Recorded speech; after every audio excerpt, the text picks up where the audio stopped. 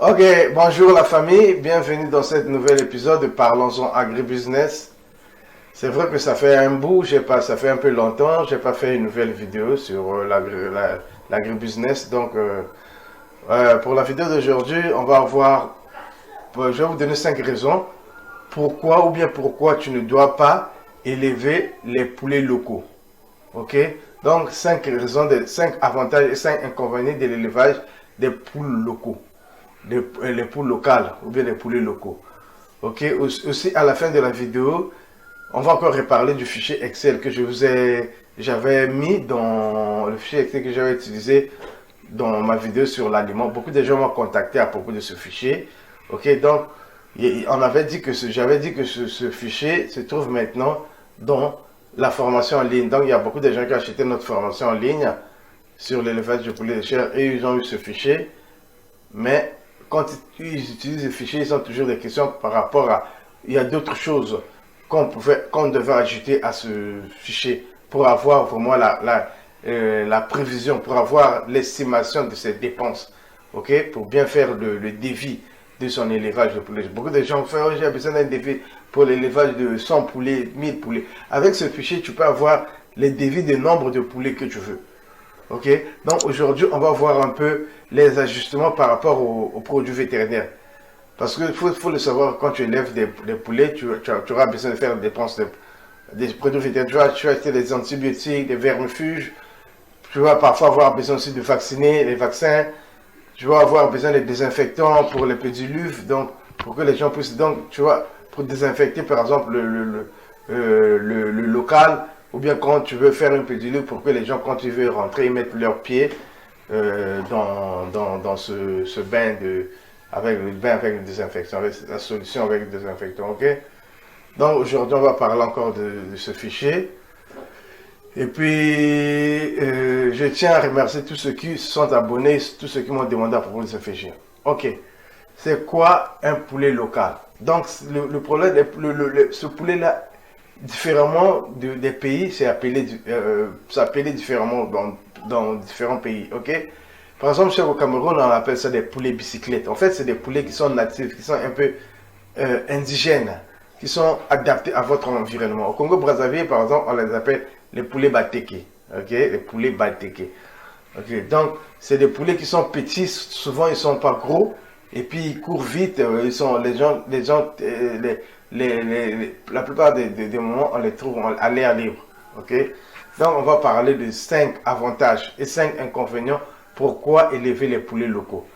Donc 5 raisons pourquoi tu ne dois ou tu ne dois pas élever les poulets locaux. Ok, c'est comme toujours votre humble serviteur, le docteur Geoffroy Baudelaire-Empiré.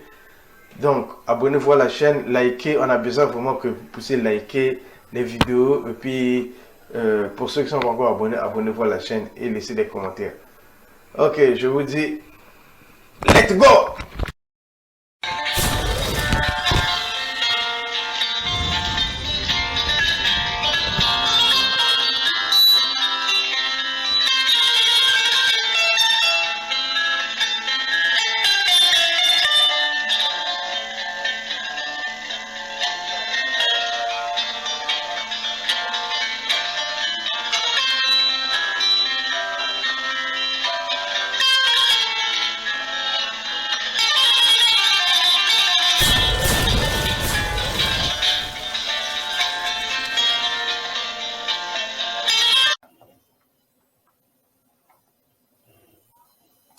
Ok, bonjour la famille.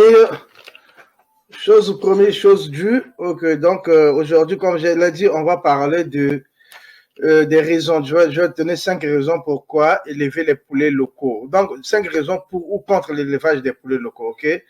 Donc, quels sont les avantages et les inconvénients de l'élevage des poules locales ou bien des poulets locaux. Ok. Donc, les avantages de l'élevage de poulets locaux, les poules locales sont communément appelées les poulets, donc, les poulets bicyclettes ou bien encore poulets indigènes. Donc, c'est des races de poulets qui sont adaptées au climat, à votre climat et aux conditions tropicales. En fait, on les trouve dans plusieurs régions. Hein. On les appelle poulets bicyclettes au Cameroun. Au Congo-Brazzaville, on les appelle les poules bateke. Donc, ce sont des petits des poulets qui sont, d'habitude, ils sont normalement petits de taille, sont de petits de taille et puis sont très rustiques. Ok, ils courent vite un peu. Ça, c'est les caractéristiques physiques qu'on peut les déterminer. Bon, premier avantage, c'est que c'est des poules là, ou bien des poulets qui sont adaptés souvent aux conditions. Donc, ils sont très rustiques. Donc, tu n'auras pas besoin de... Ça, c'est des avantages. Hein, je donne 5 avantages. Tu n'auras pas besoin d'utiliser beaucoup de produits vétérinaires pour les garder en santé. Donc, tu n'auras pas besoin d'ajouter les antibiotiques dans l'eau de boisson ou bien des vitamines pour booster la croissance ou bien quoi là. Donc, c'est des poulets qui sont vraiment très, très conditionnés au climat de chaque pays. Et puis, tu n'as pas besoin aussi d'utiliser, par exemple, des vaccins. Bon, on utilise quand même des vaccins, hein, mais tu peux t'en en passer aussi, quoi. Donc, ils peuvent même rester dehors, que ce soit les pluies, la chaleur, le soleil, ça les affecte pas vraiment beaucoup, quoi. Donc, tu vas déjà économiser dans ce sens-là. Le deuxième avantage, deuxième raison que tu peux avoir pour élever les poulets locaux, c'est que tu auras moins de mortalité. Ils ne meurent pas facilement, quoi. Ils peuvent tomber même malades, mais les risques de mortalité sont vraiment réduits. Et puis, tu vas faire un peu différemment, comme dans l'élevage, par exemple, des poulets de chair ou bien des poules pondeuses, là où tu as besoin vraiment d'avoir des mesures de sécurité très strictes. Donc, avoir, par exemple, une petite luve, donc pour que les gens, quand ils veulent rentrer dans le poulailler, puissent mettre leurs pieds, donc désinfecter leurs mains. Avec les poulets locaux, tu peux t'en en passer, quoi. Donc, tu n'es pas obligé d'avoir un système de biosécurité très strict. OK? Bon, mais il y a toujours des risques d'avoir des maladies, mais c'est un peu moins que par rapport aux poulets aux broilers, hein, les poulets de chair ou bien les pondeuses. Et puis, tu n'es pas obligé de demander, par exemple, aux gens de porter leur blouson, de se laver les mains pour rentrer dans le poulailler, quoi. Troisième avantage. L'autre avantage aussi, ils sont moins chers. Ils sont moins chers quand tu veux démarrer l'élevage. Ils sont moins chers par rapport les poussins, par exemple, des poules locaux ou bien des poulets locales. sont les poules locales ou les poules locales sont vendues moins chères que par exemple, les COP 500, les poulets de chair. OK? Donc, avec, par exemple, 300, je pense 700, 600, 700, tu peux acheter. Ah, mais par avoir les poulets de chair, parfois, c'est 900 dans les pays comme en Afrique centrale, là où il n'y en a pas beaucoup, donc 900, parfois 1000 pour acheter un poussin. Donc, pour démarrer avec les poulets locaux, c'est un peu facile, quoi. Troisième avantage, les poulets locaux ne consomment pas assez de nourriture. Vu que la plupart des temps, on les garde en plein air. Donc, ils vont picorer partout dans le sol pour trouver des vers de terre ou bien pour quelque chose pour s'alimenter, quoi. Ça, c'est un avantage aussi. Et mangent tout ce qui est dans l'environnement. Ils mangent même les herbes, quoi. C'est vrai que c'est conseillé toujours d'avoir des mangeoires et puis d'ajouter, par exemple, parfois des aliments un peu complets, des aliments commerciaux pour un peu booster leur croissance. Quatrième avantage, c'est le logement, OK? Le logement, c'est facile à construire. Avec un logement en tôle, un logement facile, on peut garder beaucoup de poulets locaux, quoi. Tu n'as pas besoin de mettre, par exemple, du ciment, d'avoir un sol cimenté. Hein? Tu n'as pas besoin d'avoir des systèmes, d'acheter des copeaux chers. Même sur le sol normal, tu mets seulement des tôles, ils peuvent survivre, quoi. Donc, tu peux construire une maison avec des matériaux moins chers. Tu n'as pas besoin d'avoir un sol en béton ou bien cimenté. Okay? Ils sont vraiment adaptés aux conditions environnantes. Donc, même s'il y a le soleil, tu n'as pas besoin de les chauffer ou bien quand il fait froid aussi, ils s'adaptent bien, quoi. Cinquième raison pourquoi tu dois garder les poulets locaux, c'est leur viande. Leur viande est tellement succulente que les gens en demandent souvent, quoi, parce que c'est des poulets élevés de façon organique, tu vois. Donc, ils sont propres, donc on les élève de façon organique. OK? Pendant les fêtes, les gens préfèrent beaucoup manger des poulets locaux. OK? Maintenant, les inconvénients. Il y a aussi les inconvénients. Je vais te parler maintenant des désavantages des poulets locaux. La première chose, c'est qu'ils grandissent vraiment lentement. Ils ne grandissent pas vite comme les poulets de chair. En plus, pour avoir, par exemple, 1,5 kg, tu ne peux pas attendre jusqu'à 5-6 mois. OK? L'âge de la poule adulte. L'autre chose aussi, ils ne donnent pas assez d'œufs. Si tu les gardes pour avoir des œufs, environ, ils donnent 200 œufs. Hein, ou bien même 180 toute l'année. OK? Or que les pondeuses, comme les Leghorn ou bien les Isa Brown, ça peut te donner jusqu'à 300 œufs dans l'année, quoi. Hein, les races importées. Ça, c'est le deuxième inconvénient. Le troisième inconvénient, c'est qu'il faut avoir beaucoup de l'espace parce qu'il faut avoir comme une cour avec du grillage parce que eux, souvent, ils sont adaptés à être en liberté. Donc, tu peux, la nuit, ils rentrent dans le poulailler, mais la journée, ils doivent être en liberté. Donc, tu vas les laisser dehors. Donc, pour ça, il faut avoir de l'espace et puis bien avoir des voisins qui ne vont pas, par exemple, te prendre tes poulets, quoi, pour les voler en quelque sorte. Donc, ça, c'est l'autre inconvénient. L'autre, quatrième inconvénient, tu peux facilement les perdre parce qu'ils aiment la liberté. Donc, ils peuvent aller loin, ils peuvent traverser la clôture, ils peuvent aller dans les champs des gens et puis après, ils ne reviennent plus. Okay? Et puis, la dernière inconvénient, c'est qu'ils se reproduisent très lentement. Les poulets locaux se reproduisent lentement car ils donnent moins de œufs. Donc, les poules locaux, ils ne donnent pas assez de œufs. Donc, la reproduction est très lentement. Donc, c'était tout pour aujourd'hui. C'est comme toujours votre humble serviteur, le docteur Geoffroy Baudelaire. Abonnez-vous à la chaîne. Je vous dis bye. Donc, dans l'autre partie, je vais vous parler du fichier Excel comme promis, quoi.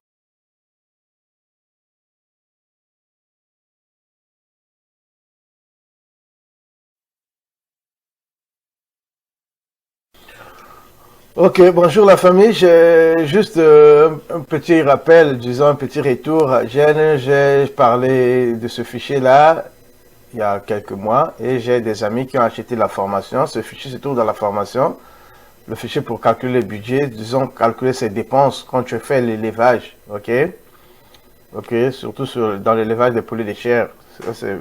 Pour l'élevage des poulets de chair, donc c'est un fichier Excel qui te permet de calculer tes dépenses et ta rentabilité. Tu peux même faire une projection. Donc, par exemple, là on vend l'aliment, surtout c'est pour l'aliment.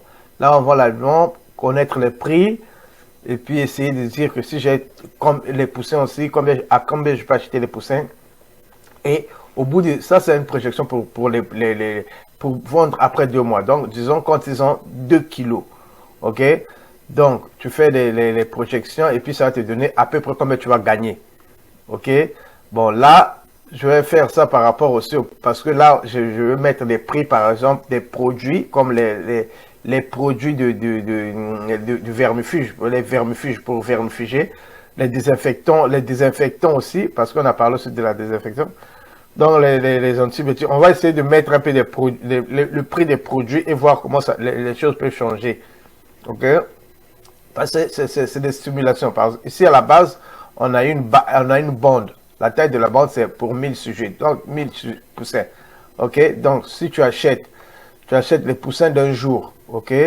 Tu achètes le poussin, 1000 poussins, tu les achètes à 5000. OK? 500. Tu achètes le 500 le poussin, ça te donne 500 000 que tu vas dépenser. Tu achètes l'aliment. En fait, ici, c'est déjà calculé. Tu achètes l'aliment à 500. L'aliment démarrage, tu achètes après l'aliment croissance, l'aliment finition, tu achètes toi à 500. Ça va te donner 400 000, 750 000, 500 000. Donc, au total, tu vas pour l'aliment. Et puis, ici, j'ai déjà mis le prix pour ça là, c'est les désinfectants. Donc, les litres. Par exemple, je me suis dit que si tu achètes 3 litres, on achète 3 litres de désinfectant. Ici, le prix, c'est par litre. Regarde bien les litres. Donc, si tu achètes 3 litres, par exemple, ça va te donner, au bout d'un litre, tu achètes le litre, j'ai mis ici, j'ai à peu près à 4000. On peut mettre même 5000 le litre. Hein? On peut mettre, par exemple, tu achètes le litre à 5000. 5000, c'est un peu plus probable. Allez, les prix qui augmentent en Afrique. Donc, 5000, tu vas avoir acheté 15 plutôt. Ok, tu achètes, ça va faire 15 000. Hein, parce que tu as acheté 5 000, tu as acheté 3 litres, ça va faire 15 000. Ok. Bon, les copeaux, on va pas mettre la mortalité, on va considérer que tu as eu 4%. Ok. De morts. Okay. Bon. Donc, on va mettre comme tu as les avoir achetés à 500. On est toujours là. Donc, il y a 20 000 qui va s'enlever parce que tu as perdu 4%. Donc, tu as perdu 40 poussins. Hein, sur les... Tu as perdu 4%. Donc, 40 pour 1000. Donc, les 40, si tu les as achetés à 500, tu vas avoir 20 000 que tu as perdu. Quoi. Et puis là, j'ai mis pour le... On a mis le prix pour les désinfectants. Bon, disons, les antibiotiques. Les antibiotiques, pour les 1000 sujets, une dose, les antibiotiques, on peut mettre aussi 500 par dose qu'on a acheté. Ok?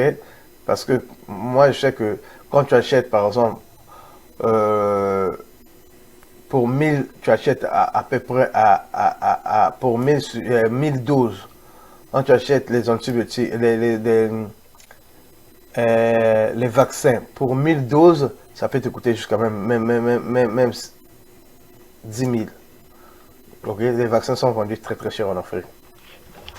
Ok, donc si pour 1000 doses, ça te coûte 10 000, disons, une dose, ça va te faire 1000 francs.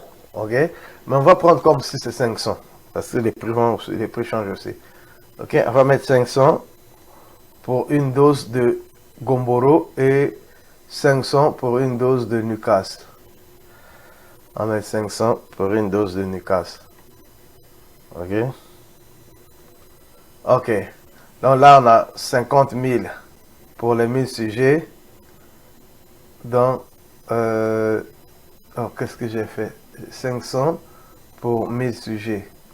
Bon, si tu as 1000 sujets, j'ai dit tu achètes à 10 000. Ok, on va pas faire comme ça, parce que là, ça va gaspiller les calculs. Parce que si je veux... Non, là, je vais mettre ça à 100 francs par sujet. Oui, je vais mettre ça comme ça, comme 100 francs. Ok? On va mettre 100 francs parce que j'ai dit 10 000 pour 1000 sujets, donc 100 francs par sujet.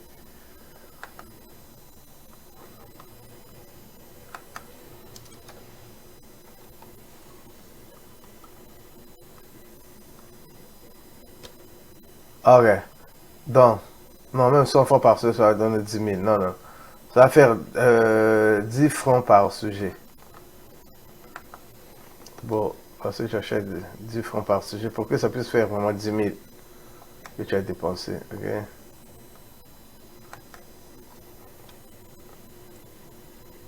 Ok, là on est bon. Donc tu as acheté, disons, le vaccin contre le Gomboro à 10 000, le vaccin contre le Newcastle à 10 000 pour tes 1000 sujets. Si tu les vaccines deux fois. Ok, maintenant, ça va te donner que tes dépenses vont être à 2 250 000 pour 1000 sujets, ok? Bon, là on a mis le vaccin, on a mis les machins, les antibiotiques. Les antibiotiques aussi, on se dit que, bon, je vais mettre directement ici le prix des antibiotiques pour les 1000 sujets que tu as dépensés. On se dit que bon, on va mettre par sujet d'abord. On va prendre ici, là. Ça va faire comme, tu as acheté des antibiotiques de 10 000 aussi.